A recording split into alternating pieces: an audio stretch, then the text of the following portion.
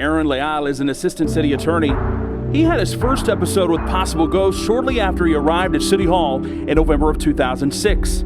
He was working late one evening at his computer when he heard paper shuffling in the main office area. It sounded like people were gathering paper, just like kind of like this, but in the louder, and like even that noise when you're trying to put them together. That's what it sounded like. Mr. Leal called out to see if someone was there, but didn't get a response, so he got up to investigate. He headed to the area where the shuffling sound was coming from, and the sound mysteriously stopped. So he returned to his desk. Not even a minute later, I started hearing the shuffling again, the paper shuffling. And this time I thought, well, I'm not even going to say anything. I'm just going to go out there and see if somebody's playing a joke on me. And I walked at a pretty fast pace, and I could hear it as I was walking to the same area. And the noise stopped right as I got to the partition, and you could see into that space. He eventually called it a night and went home. To this day, I haven't been able to explain it. And if it was a ghost, was it kind of like a poltergeist, a ghost that's maybe was picking on me or trying to play with me. Aaron's second encounter happened one afternoon as he was headed to the men's room on the second floor. I started walking in that direction. I remember walking in that direction, and there was a gentleman in front of me, maybe about 15 feet. Older gentleman dressed in some baggy pants, a button-up Oxford short sleeve shirt, with wearing like the old style or the vintage straw hat fedoras, those type of hat. Just a little old man walking. Aaron thinks he sees the elderly man go into the men's room, but once in the restroom, there was no sign of the gentleman he'd seen. Mr. Leal exited the restroom, checked the hallway, checked the nearby staircase, and still saw nothing. Through this whole time, I'd say maybe 20 seconds had elapsed. Nobody came out of the women's restroom, so I went back into the men's restroom and was like thinking to myself, what just occurred? I mean, I know I saw this old man. I know I followed him, and he went to the men's restroom. He's not there, and that kind of gave me the heebie-jeebies, so to speak. And I came back and I told some people here that I just witnessed something very strange, and I tried to disprove it again, and couldn't. And I mean, I think it is possible that maybe the man just stayed in the women's restroom, but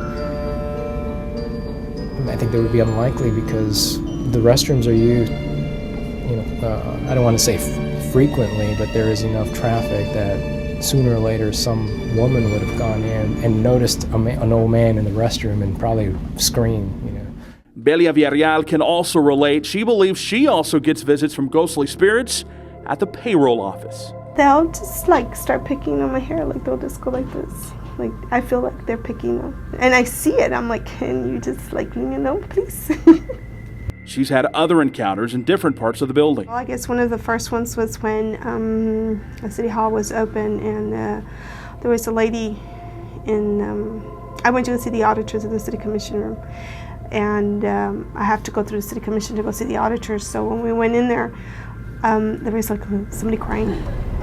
Somebody crying, so I thought it was the janitor in one of the rooms, so I go look and I'm like, no, the lights are off. But, that was one of the first encounters that I really had here at City Hall.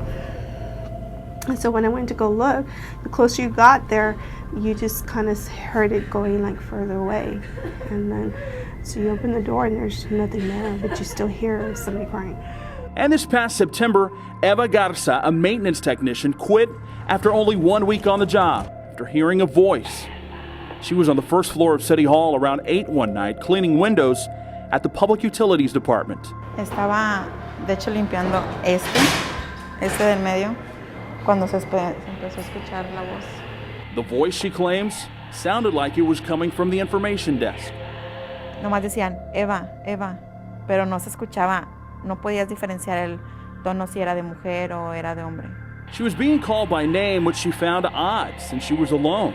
And with only 1 week on the job, not many people even knew her name. She immediately punched out and advised the HR department in tears the next day that she wouldn't be coming back.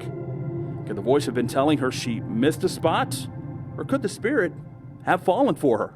A lo mejor el espanto se enamoró con usted. No, no creo yo. Es un espanto, pues no cuenta. Eva has since found a new job. As we mentioned earlier, this property was once a home of McAllen General Hospital. A state historical marker here outlines its history. Could the past somehow shed light on the unexplained events? We'll talk to a ghost hunter next.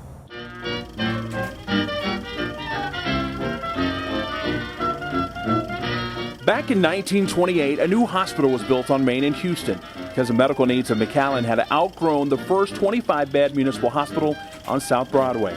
The two buildings were connected by a covered passageway. At that time, a hospital bed stay cost $2 to $4 a day, and the charge for an ambulance ride was $1 a mile. Through the years, McAllen General Hospital underwent several expansions. It served the McAllen area for several decades until it closed. The hospital building was demolished in 1993, and the current McAllen City Hall was built. Many people, including paranormal investigator Donna Ennis, believe, though, that the spirits of patients and hospital staff that roamed the halls of McAllen General stayed behind and now haunt City Hall. I believe that even though the building was demolished, I believe there's still part of it on this property.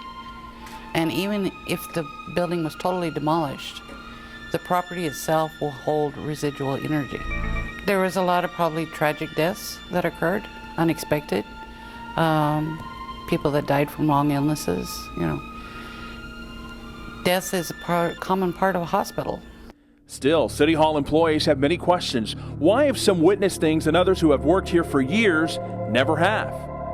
The belief is that some people experience and some doesn't is due to the fact that they may be more sensitive. Sensitive means they can feel energy more than other people. It's not that everybody can't do it, it's just a lot of people ignore that capability. So a lot of times spirits are drawn to people that are more sensitive or psychics. And also because maybe they've become comfortable with them. Miss Ennis says the spirits are abound 24 hours a day. What could these spirits be trying to tell us? That they want to be noticed, basically. Well, one, there's several conceptions of why they're trying to make contact. One could be that they don't know that they're gone. They don't know that they're deceased, especially if they had a sudden death, okay? Or let's say they were in a coma or in a surgery and was asleep, or, you know, and they didn't know they died. They could not know that they're of the spirit world anymore. So what should we do if we have an encounter with a ghost? Talk to them. Talk to them? Talk to them. What do you say? What are you doing? Okay, for example, you gave me an example of the one lady feeling somebody playing with her hair and that. Talk to them. Say, hi, I'm glad you're back. Is everything okay? Talk to them like you'd have a normal conversation. That might be easier said than done, but for those who remain fearful of the voices, of the apparitions, and the mysterious sounds, Miss Ennis doesn't believe the ghosts responsible for it are here to harm anyone. No. I mean, as long as this place has been here and as long as this has probably been going on, they have nothing to worry about. They're just wanting the attention. They want you to know they're here. Can we put a sign that says, hospital has been relocated? I don't know that they know how to read and agree with it, but there's really nothing for them to be afraid of, you know. The employees and former employee we spoke to all believe that they experienced something unnatural. Yet other employees who have worked here for years say they've never experienced anything strange. And still others hope they never will. I'm Ray Pedraza on the McAllen Cable Network.